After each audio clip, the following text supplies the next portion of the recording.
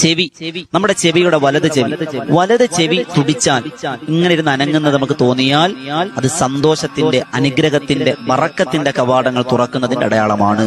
ഇടത്തെ ചെവിയാണെങ്കിലും സന്തോഷമുള്ള കാര്യമാണ്. റിസുഖുൻ ബിശാറത്തുൻ, പിന്നെ ജീവിതത്തിൽ സാമ്പത്തിക ശേഷി ഉണ്ടാകും, സന്തോഷകരമായ വാർത്തകൾ കേൾക്കാൻ കഴിയും. ഇനി അപ്പൊ ചെവിയായി, മൂക്കായി. ഇനി നമ്മുടെ കവിള്, വലത്തെ കവിൾത്തടം ഇരുന്ന് തുടിക്കുകയാണെങ്കിൽ മഹാരഥന്മാർ പറയുന്നു സിഹത്തു നഫ്സ്, ആരോഗ്യം ഉണ്ടാവുന്ന, അവന് രോഗങ്ങളൊക്കെ മാറും, ആരോഗ്യത്തെ സൂചിപ്പിക്കുകയാണ്. അതുപോലെ ശത്രുക്കളിൽ നിന്ന് അവന് രക്ഷയുണ്ടാകുമെന്നാണ് അതിന്റെ സൂചന. ഇനി ഇടത്തെ കവിൾത്തടയാണെങ്കിൽ മഹാരഥന്മാർ പറയുന്നു പ്രയാസമാണ്, പക്ഷേ ആ പ്രയാസം വേഗത്തിൽ മാറും.